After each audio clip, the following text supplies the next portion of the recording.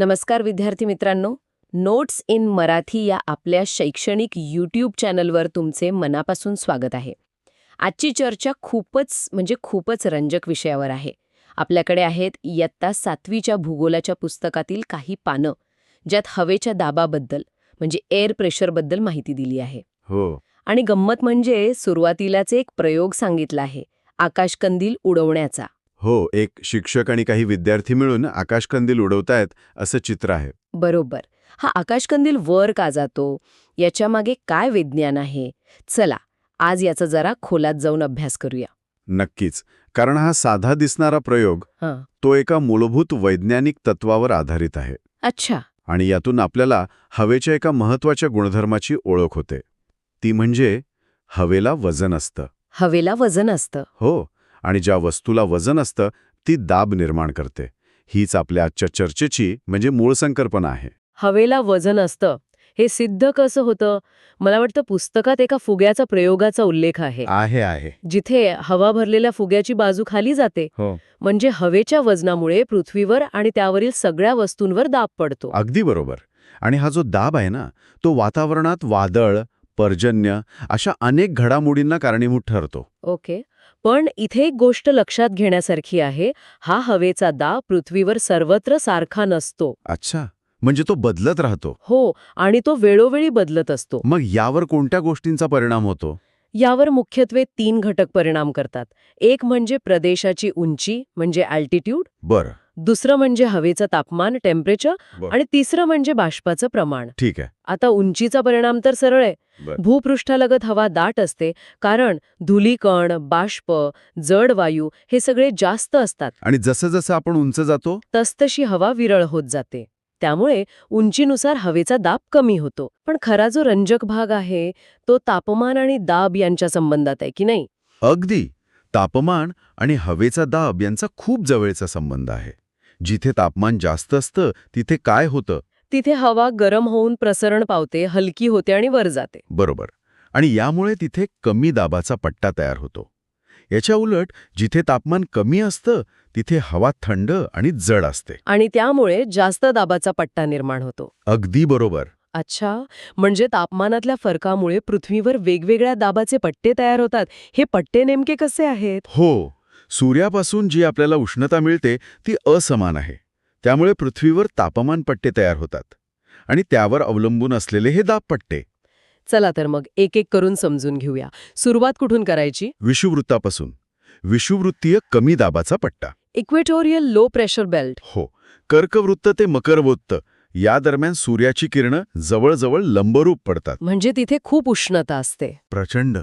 त्यामुळे इथली हवा तापून वर जाते आणि साधारणपणे 10 डिग्री ते 5 डिग्री उत्तर आणि दक्षिण अक्षवृत्तांच्या दरम्यान एक कमी दाबाचा पट्टा तयार होतो. आणि ही वर गेलेली हवा ती बाष्पाने भरलेली असते. नक्कीच. ती वर जाऊन थंड होते आणि तिथे रोज दुपारनंतर मुसळधार पाऊस पडतो. म्हणूनच तर ॲमेझॉनसारखी घनदाट जंगलं याच पट्ट्यात आहेत. अच्छा, मग ही थंड आणि आता कोरडी झालेली हवा कुठे जाते? ती हवा दोन्ही गोलार्धांमध्ये ध्रुवांकडे वाहू लागते. पण ती फार दूर नाही जात. साधारण 25 डिग्री ते 35 डिग्री उत्तर आणि दक्षिण अक्षवृत्तांपर्यंत पोहोचते आणि थंड आणि जड होऊन खाली येते. हवा खाली येते म्हणजे तिथे जास्त दाबाचे पट्टे तयार होतात. बरोबर. याला म्हणतात मध्य अक्षवृत्तीय जास्त दाबाचे पट्टे. इथे खूपच मनोरंजक गोष्ट आहे. याच जास्त दाबाच्या पट्ट्यात पृथ्वीवरची बहुतेक उष्ण वाळवंट आढळतात. असं का? काय उत्तम प्रश्न आहे. याचं कारण म्हणजे ही खाली येणारी हवा कोरडी असते. अच्छा, तिने तिचं सगळं बाष्प विषुववृत्तावरच गमावलेलं असतं. अरे वा, म्हणजे जास्त दाब म्हणजे कोरडं, निर्भ्र आकाश. हे खरंच अविश्वसनीय आहे. बरं, याच्या पुढे उपध्रुवीय आणि ध्रुवीय पट्ट्यांबद्दल काय? आता आपण उपध्रुवीय कमी दाबाच्या पट्ट्यांबद्दल बोलूया. सब पोलार लो प्रेशर बेल्ट्स. ठीक आहे. हे साधारण 55 डिग्री ते 65 डिग्री अक्षवृत्तांदरम्यान आहेत. इथे मात्र तापमानापेक्षा दुसराच एक घटक जास्त महत्वाचा आहे. कोणता? पृथ्वीचं परिवलन. म्हणजे पृथ्वीचं स्वतःभोवती फिरणं. अच्छा, त्याच्या गतीमुळे? हो, पृथ्वीच्या फिरण्याच्या गतीमुळे आणि ध्रुवाकडच्या निमुळत्या आकारामुळे या पट्ट्यातली हवा बाहेर फेकली जाते. बाहेर फेकली जाते म्हणजे तिथे एक प्रकारची पोकळी निर्माण होते. अगदी. आणि त्यामुळे तिथे कमी दाबाचे पट्टे निर्माण होतात. म्हणजे हा पट्टा तापमानामुळे नाही तर पृथ्वीच्या गतीमुळे तयार झाला आहे. बरोबर. आणि आता शेवटचे पट्टे, ध्रुवीय जास्त दाबाचे पट्टे. दोन्ही ध्रुवीय प्रदेशात वर्षभर तापमान 0 अंशापेक्षा कमीच असतं.